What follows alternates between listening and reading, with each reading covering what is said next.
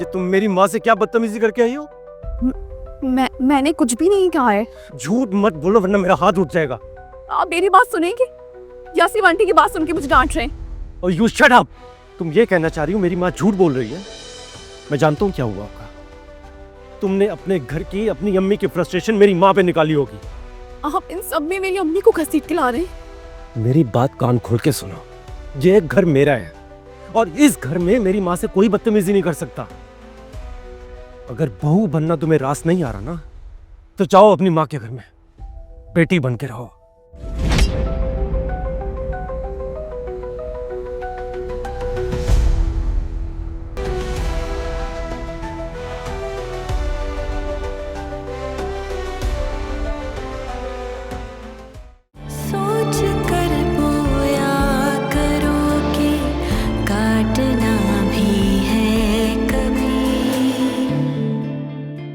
दरअसल फायजा की कब्र पर जाने की तो मेरी हिम्मत नहीं हो रही।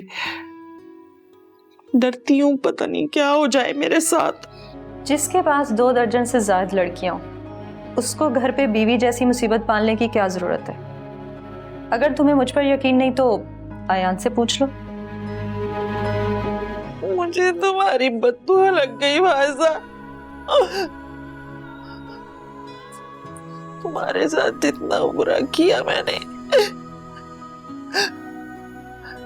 मेरा अंजाम ऐसे ही होना चाहिए था। अगर ये धमकी की तलवार उसकी गर्दन से हटा दूं तो पहले से भी ज्यादा जुल्म करेगा तुम पर, पहले से भी ज्यादा टॉर्चर करेगा, तकलीफ देगा तुम्हें हानिया। नहीं बर्दाश्त होता मुझसे। आप खुदा के लिए ऐसी बातें ना करें, सब ठीक हो जाएगा ना। कुछ ठीक नहीं होगा फरहान। सुरैया की तरह मैं भी कभी ठीक नहीं हो सकती। अब बस मौत ही मुझे पनाह दे सकती है। प्लीज अम्मी ऐसी बातें ना करें, मेरा दिल फट जाएगा। मुझे सोना है फरहान, मगर मैं सो नहीं सकती। आप नाश्ता करें, फिर आपके रूम में चलते हैं।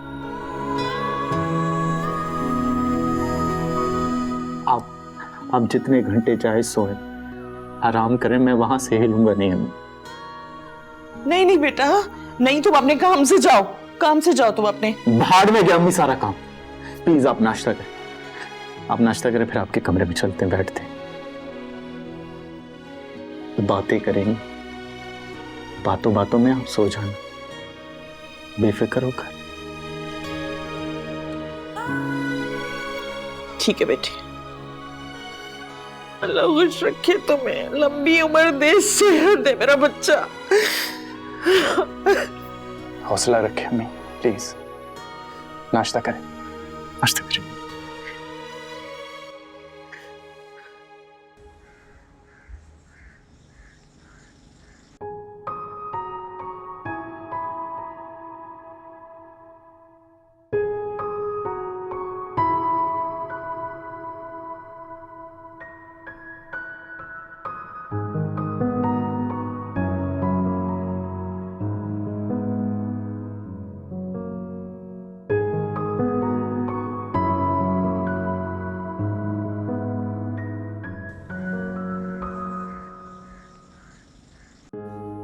आओ भाई आओ, आराम से बैठो।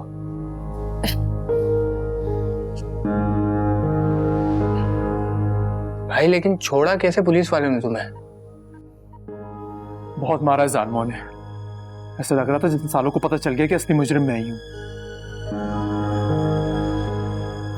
फिर मुझे जाके अंदाजा हुआ कि इनके पास तो मेरे खिलाफ कोई सबूत ही नहीं है। फिर मैंने अपने आप से वादा कर लिया कि मैं भी सच नहीं बोलूंगा, मार खाता रहूंगा, लेकिन उतना जुर्म नहीं करूंगा कबूल।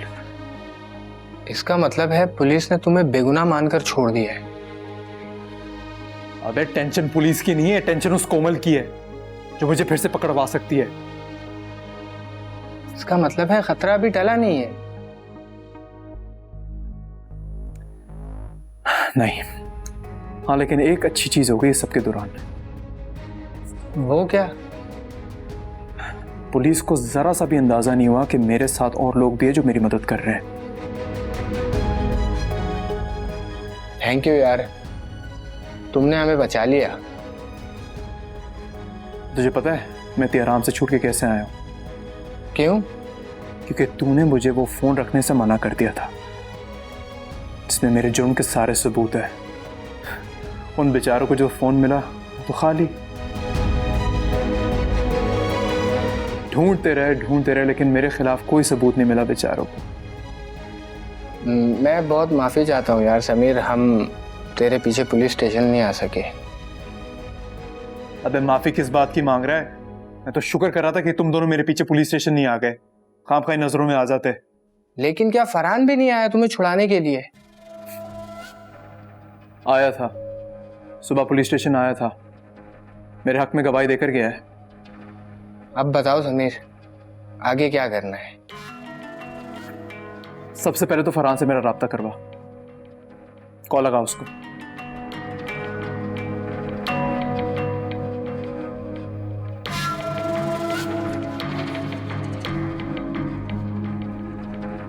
लो।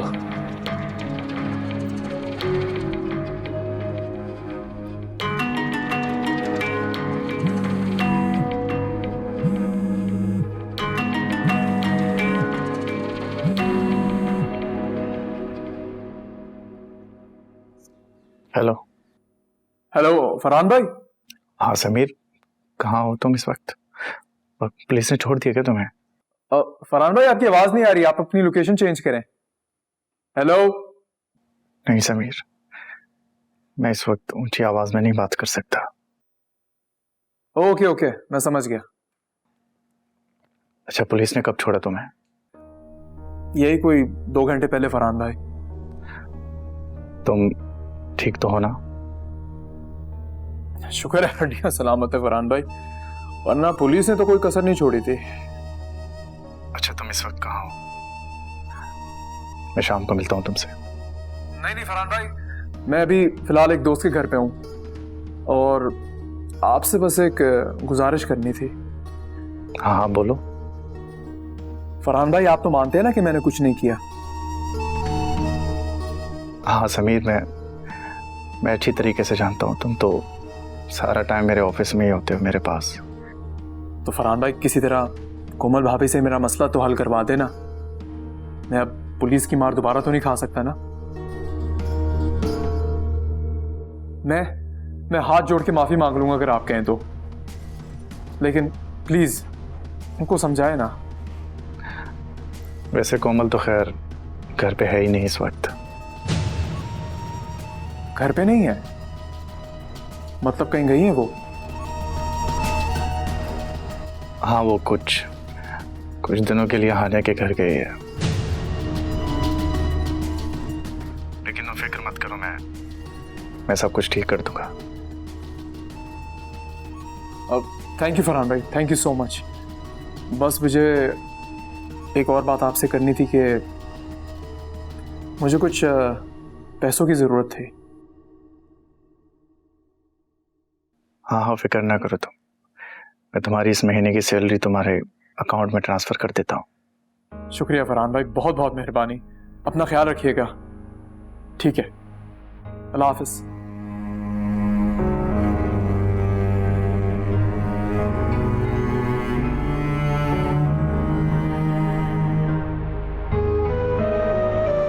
हाँ लड़के, नए एडवेंचर के लिए तैयार है? जैसे कि कोमल हानिया के घर है जहां सिर्फ एक सिक्योरिटी गार्ड है। हम मिलकर हल्ला बोल सकते हैं।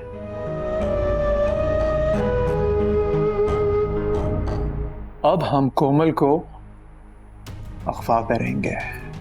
क्या?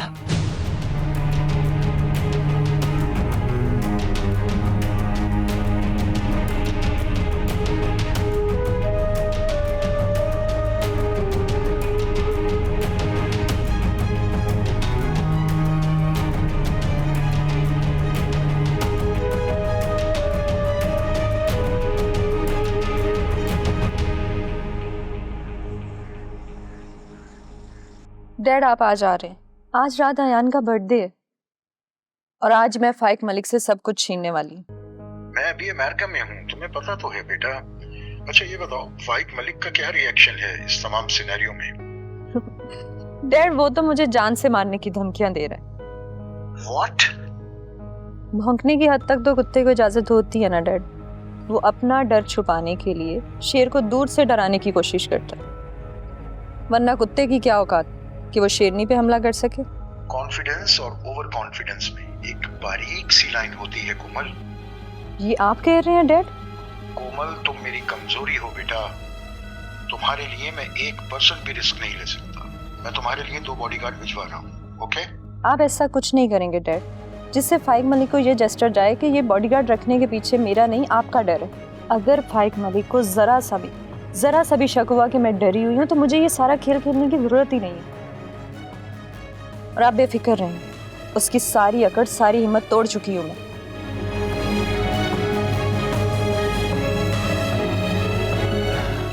नहीं यार, अगर कोमल राठौर को कुछ हो गया ना तो उसका बाप मुझे नहीं छोड़ेगा।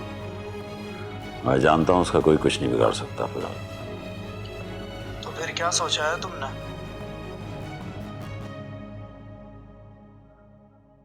सोचना क्या है, बस कुछ नेगोशिएट करूंगा उसके साथ। और उससे क्या होगा? होना क्या है यार, बस कुछ महफूज रास्ता निकालना है अपने लिए।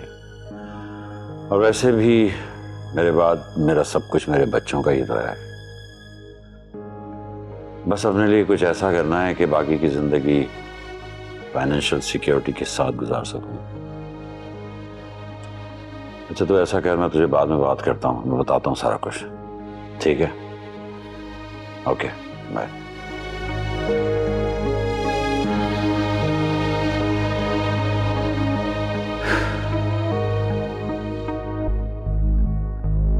कोमल भाभी, जब तक आपने मुझे सबूत नहीं दिए थे ना कि फाइक का दूसरी औरतों के साथ चक्कर है, तब तक मैं आपके साथ नहीं थी। लेकिन अब मुझे पूरा यकीन है आप पर। मुझे पता है कि आप कुछ अच्छा ही करने वाली हैं मेरे साथ। लेकिन एक बात मुझे बहुत परेशान करती है। वो क्या? वो है तलाक। क्योंकि इस तलाक के बाद मैं कभी दोबारा शादी का सोचूंगी भी नहीं। और इसके लिए आपको मुझसे वादा करना होगा। आप या फिर कोई भी मुझसे शादी करने का नहीं कहेगा, क्योंकि अब मैं इस शादी के झंझट में पड़ना नहीं चाहती। लेकिन मुझे ऐसा क्यों लग रहा है कि इसके बाद तुम खुद शादी करोगी और इस बार ये मोहब्बत की शादी होगी। मोहब्बत की शादी? मोहब्बत की शादी करने की हिम्मत और जुर्रत ये माशरा देता ही कब है कोमल भाभी? मैं देती हूँ तुम्हें इजाजत, और तुम अच्छे से जानती हो मेरे सामने तुम्हारी अम्मी की तरबियत और तुम्हारे भाइयों की गैरत का ढंढोरा भी काम नहीं कर पाएगा। आप मुझसे वादा कर रही हैं या नहीं? ओके, मुझे मंजूर। मैं वादा करती हूँ तुमसे, आज के बाद कोई भी नहीं तुमसे कहेगा शादी करने के लिए। मुझे तुमसे कुछ बात करनी है। जी फरमाइए, क्या बात करनी है आपको मुझसे? अकेले में। थोड़ी तो रिस्पेक्ट दे लें अपनी बीवी को। अब इससे कुछ भी ढका छुपा नहीं है, जो भी बात होगी हानिया के सामने होगी। ठीक है, मैं बाहर वेट कर रहा हूँ। चलो हानिया।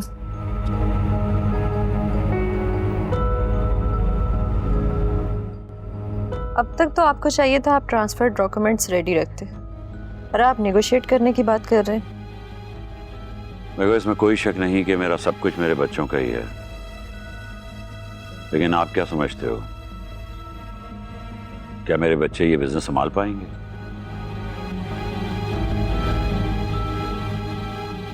संभालना तो दूर की बात, 2 दिन में सब कुछ तबाह कर देंगे।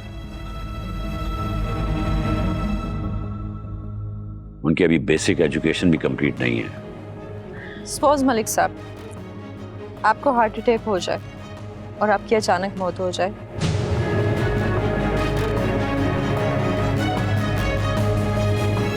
तो क्या करेंगे ये बच्चे? कुछ ना कुछ तो करेंगे ना। कुछ नहीं तो कोई बिजनेस मेंटोर तो मिल जाएगा इन लोगों को, और अगर ये भी नहीं तो मेरी एमबीए की डिग्री तो काम आ जाएगी अयान और शाफिक के। तो यूं कहो ना, तुम और तुम्हारे डैड मेरे सारे बिजनेस पे कब्जा करना चाहते हो। ये बात करके आपने बात खराब कर दी मलिक साहब।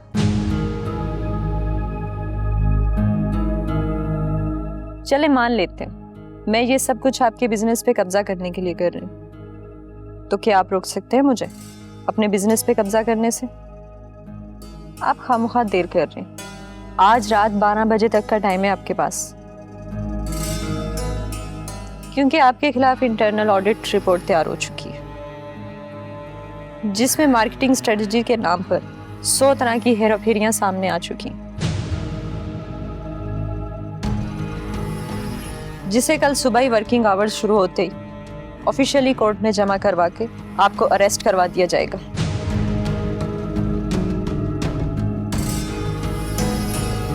आपके तमाम बिजनेस और प्रॉपर्टी कौड़ी के दाम पे खरीद सकती हूँ मैं, और फिर जेल में बैठकर आप अपने इस वक्त को याद कर रहे होंगे कि काश मैंने ये वक्त जाया ना किया होता।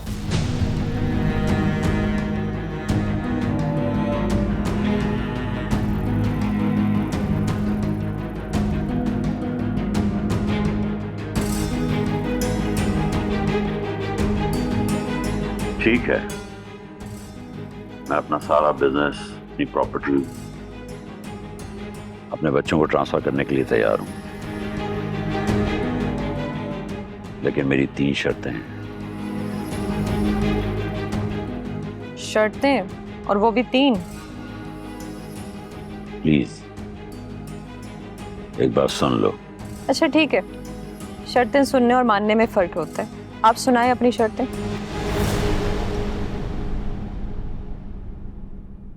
मेरी पहली शर्त यह है कि मैं अपने नेटवर्क में से कुछ भी अपने बच्चों के नाम नहीं करूंगा। वाह, बहुत खूब मलिक साहब। दूसरी शर्त बताएं। दूसरी शर्त यह है कि मैं अपनी माँ को लेके किसी दूसरी कंट्री में शिफ्ट हो जाऊंगा।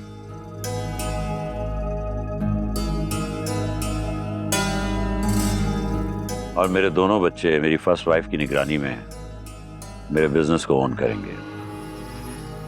नाइस। और तीसरी शर्त? तीसरी शर्त यह है कि हानिया अपना हक महल लेके इस घर से जा सकती है।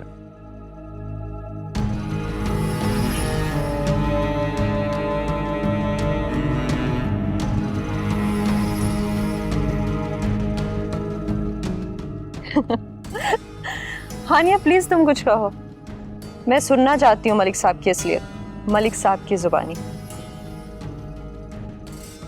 और ये सब सुनकर तुम क्या सुनाना चाहती हो मलिक साहब को? आप निहायती गिरे हुए और घटिया इंसान है मलिक साहब।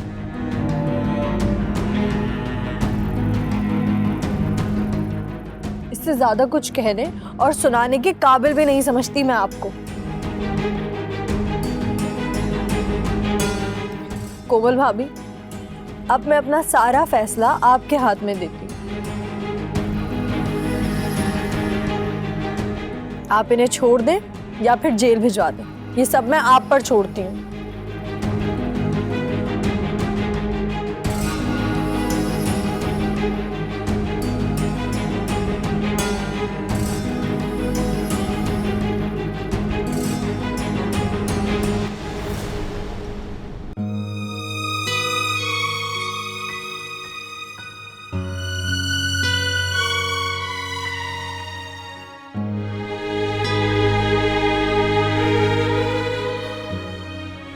मैं जानती हूँ आप मुझे कभी कॉल नहीं करेंगे,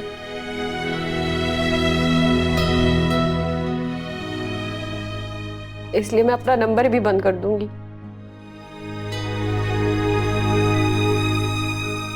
मुझे ये नहीं कहना चाहिए था, घर छोड़कर आ गई हूँ, लेकिन फरहान से ये बात तक करने का रास्ता भी बंद कर दिया। गलत किया मैंने।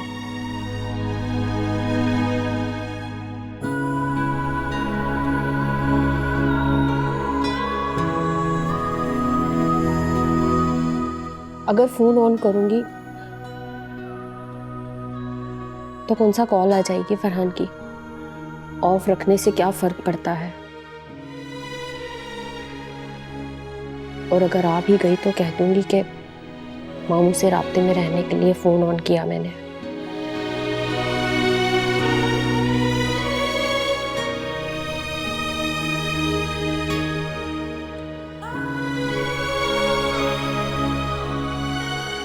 नहीं तो ना सही, मुझे भी परवाह नहीं उनकी।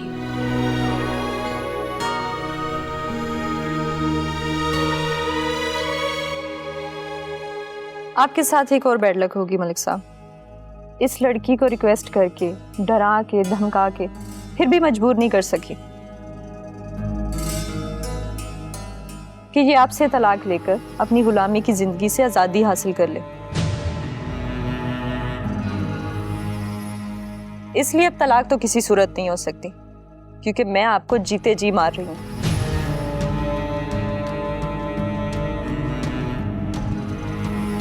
आपके जीते जी हानिया एक बेवा की हैसियत इख्तियार कर जाएगी।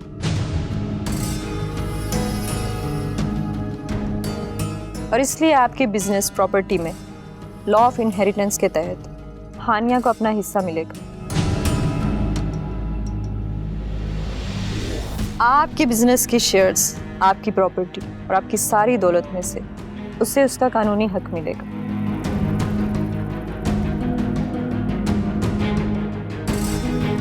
आपके साथ सिर्फ और सिर्फ एक फेवर हो सकती है, आपके बच्चे आपको सालाना खर्च दे दिया करेंगे। दुबई में एक शाहाना फ्लैट के साथ साथ आपको 5 करोड़ सालाना जेब खर्च मिल जाया करेगा।